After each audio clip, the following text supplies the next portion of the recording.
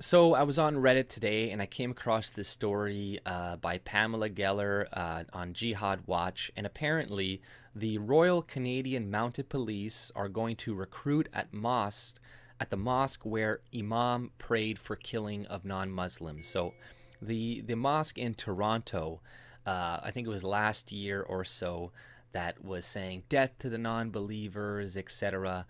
Is now the RCMP thinks is a good place to go and recruit people. And, even a while ago, there were some people protesting what these people said.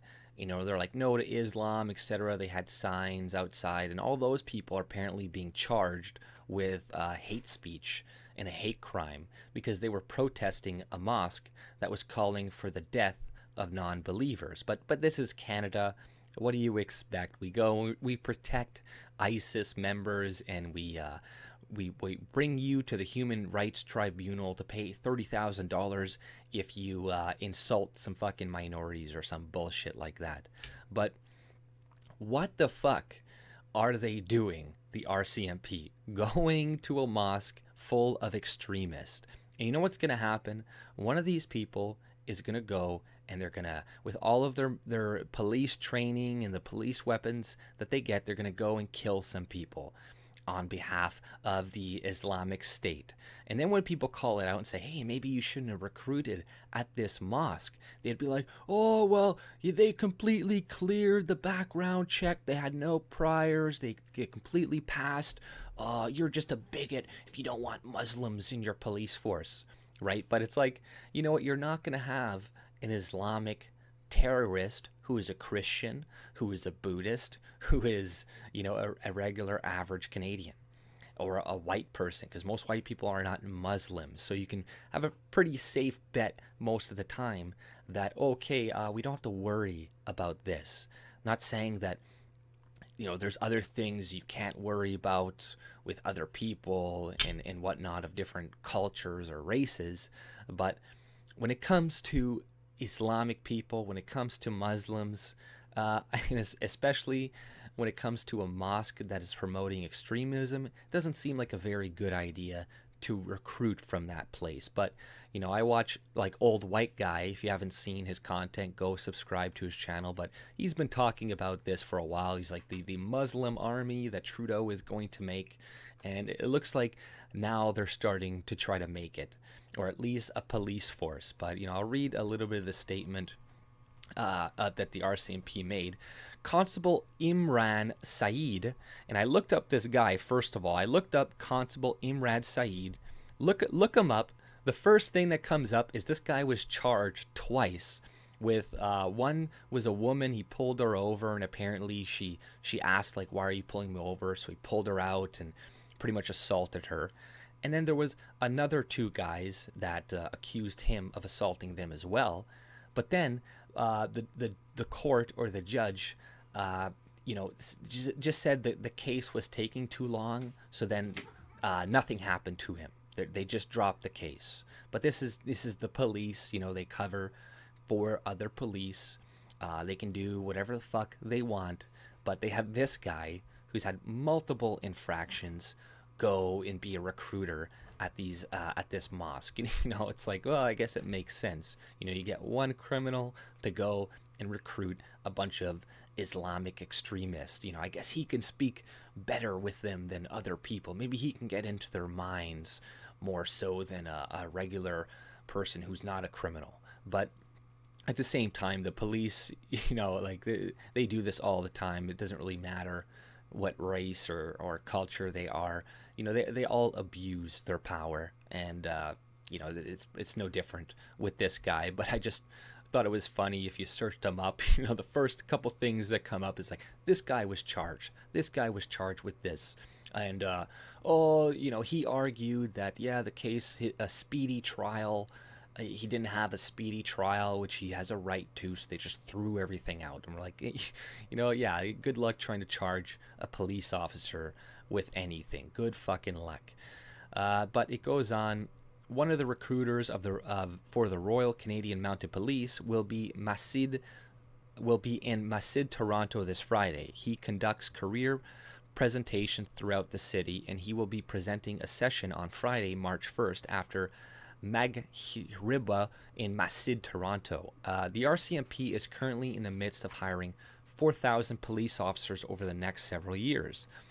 They are actively recruiting members from diverse, ethnic, cultural, and religious backgrounds. So what does this mean? If you're a white male, need not apply. You know, just whenever they say stuff like this, we are currently looking for a lot of ethnic backgrounds and in different cultures. That just means that if you're a white person and you go apply, you're probably gonna be rejected, right? Or even if you're, you know, if they reach their numbers of white people, you're like, okay, we got 50 white people, we don't need any more. Even if you're upstanding and you're great and you're an amazing officer, if there's other people that are just a little bit less good than you, or even like half as good as you, they'll probably get hired just to meet the quote, their quotes, right? Or their quota, which is complete bullshit. That's not how you make, that's not how you create an effective police force. Not at all. And same with, you know, they're ruining the police force. That woman that's in charge of the RCMP right now, what do they lower the bar for criminals? So now criminals can join the police force. So we're probably going to get some Islamic terrorist in the police that, you know, Canadians decided to not charge or something, right? Because, you know, they do that a lot. They're like, oh, this person, yeah, you might have committed some crimes in ISIS in Syria, but we can't really prove it, so we're not going to give you a record or anything like that. You know, I saw something, I think it was America, this ex-ISIS soldier from like 2016 is now working in the government. And like, you're like, are you kidding me? But he's got some like high-ranking position in the government. But, you know, this is what is happening right now in Canada, and we're in cuckoo town, we're in crazy town for people not to, you know, worry about this, right? But as we know, society is now extremely politically correct. So if you do say anything about this, like maybe it's not a good idea to go to this mosque to recruit, or by that matter, any mosque whatsoever. Maybe we shouldn't do this. Oh, you're a racist. You're a Islamophobe. Blah blah blah. So they're gonna do that, and you know, when they have a bunch of Muslims on the police force, then you can expect that they're probably gonna be used to police the Muslim areas, and then they're gonna overlook a lot of the things that people in that community are doing that is illegal or against our constitution or our rights. And then we're going to have a bunch more little community ghettos, right? Diversity is not essential in the police force. Now, you always hear this argument, well, we need blacks and women and aboriginals, so then these evil white people stop abusing all of these minorities. That's why they want to increase the ethnic diversity or whatever in the police force. That's the reason that they use anyways. And the whole thing with the women, I still don't understand why we even allow women in the police force nonetheless. Like, it's one thing letting a bunch of Muslims in, but at least if they're physically strong and able to do the work, then that's one thing. But if you get these women that are 120 pounds, they are going to use their weapons and kill people probably much more readily than a man would. I just heard a story in Winnipeg the other day where there was this couple fighting outside, and they're all on meth. The guy ran at the police officer, tried to steal his gun, and you know, luckily he didn't, and other officers showed up and were able to stop the guy, but he was wrestling with the guy for a little while. Do you think a little woman is going to be able to wrestle with that guy until other people come? You know, if it was a girl, she probably would have pulled out her gun the minute that guy started walking towards her and would have shot him like 5-6 times. Not to say that he didn't deserve it, but people who are crazy on meth and shit, yeah, they don't know what the fuck they're doing. And you know, I don't support the police, you know, indiscriminately shooting people or jumping the gun. You know, I can understand sometimes when they shoot people because you're like, okay, yeah, that guy was being really erratic and was like going in his waist belt really fast and like being sketchy, but other times there's not really a reason to do it. But if you increase women and stuff in the police force, then you're going to probably see more shootings because they're not physically strong enough to potentially handle the situation without bringing out a weapon like a gun, right? And we don't know what's going to happen with these Muslims and stuff coming into the police force. Like I said, maybe I'll be wrong. Maybe they won't look the other way and they'll police their community better than white people, and maybe their community will listen to them better as opposed to listening and trusting white cops, right? Maybe that's the case, but I highly doubt it. The people, it's good that people trust the police, but it's not necessarily a requirement, right?